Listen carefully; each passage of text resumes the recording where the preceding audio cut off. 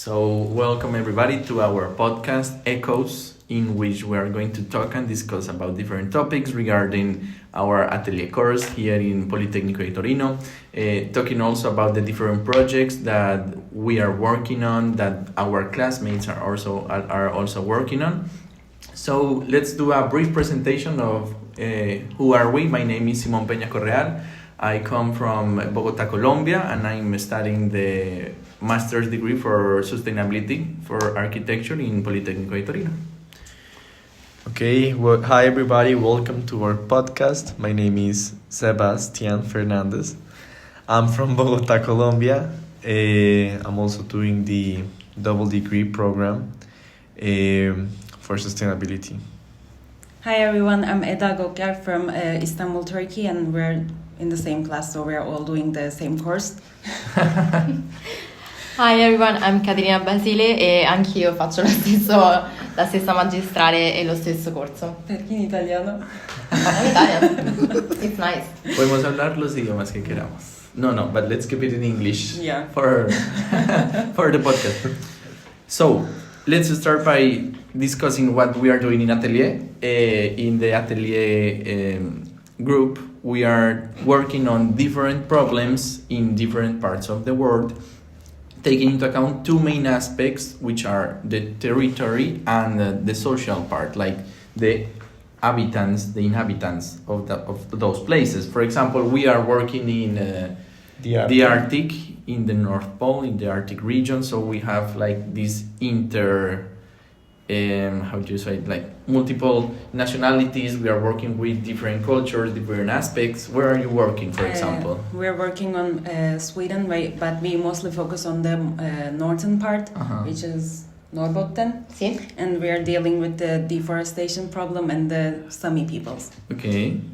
What other projects do you think are interesting in Atelier? Okay, so I think for me it's really interesting the project of bomb testing in Kazakhstan. Okay. Because it's also a recovery of history in all the Second World War bomb testing and all the consequences it has for the future generations. Yeah, I also think it's very interesting because we always tend to forget those kind of things once the war is over, and we forget about the people and the cities that were affected by. We just think about the meaning of the war and our own sufferance. Sí. Sufferance. Yeah. And we are kind of selfish in that. I mean, it's human nature, but like we kind of tend to dimenticare. To forget. We kind of tend to forget these kind of stories and all the population that were affected. So I think it's very interesting also to learn something that it's not you that always been there, but we just decide to not see. Okay. I think it's interesting to work in a place that you do not know, because we in architecture we usually are studying in the same, like the case study is the city that we live in, and we are always in our comfort zone, let's say this way. And I think that's interesting of this atelier. In Turkey, for example, or not in Turkey, let's put it in all of us. Do you think the way this atelier works is something that we tend to see commonly, or this is new for you, for example? No, this is super new for me because I also did my bachelor degree here in Polito, and we never had an atelier like this. We always focused on a building or a construction, and now we're dealing with a much bigger problem. Bigger scale, okay. Yeah. And what about you, Kate? I had a course. You studied in Rome. So we have to walk towards the neighborhood of Pineto and knock to each person's door and ask there from hospitality. So we have done like a collective reflection of the word hospitality and what it means to people, and ask for like just a coffee and just to have a chat with our hosts, let's say. And it was really nice because we learned a lot of story, like real life story, and it was beautiful. We met beautiful people that I still chat with. I still have like a connection with, so it's really lovely. That's nice. In Colombia, Pontificia Universidad Javeriana, I saw a similar project to this atelier. Mainly, it focused on new ways of architecture into research new communities, territories, and we were working in the Palafitic communities in the Colombian coast. Near Santa Marta, and it was really nice to explore all of these new ways, also using parametric design for solving these problems. That's what we do as architects, solve problems. Okay. And we can also introduce other projects here in Of course. Atelier. During this podcast, we are going to talk not only about the Arctic and Sweden, which is the project that we are working, but we are also going to talk about Japan, we are also going to talk about Mexico, we are also going to talk about Kazakhstan, and I think that something very interesting about discussing these projects is that most of the times the problem is the same, or the cause of the problem is the same,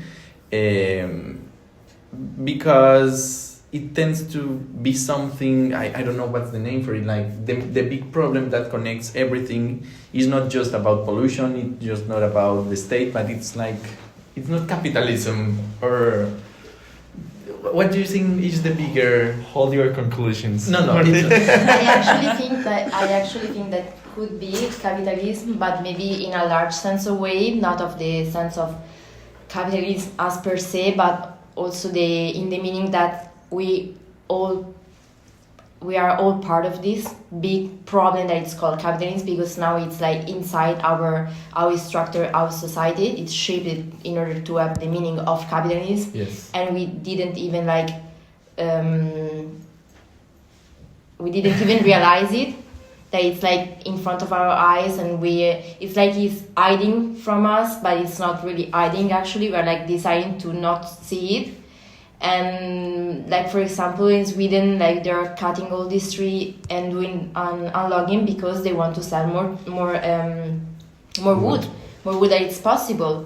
Otherwise, they would just choose some areas and not decide to erase all the Norrbotten area, because there's no need to, you know.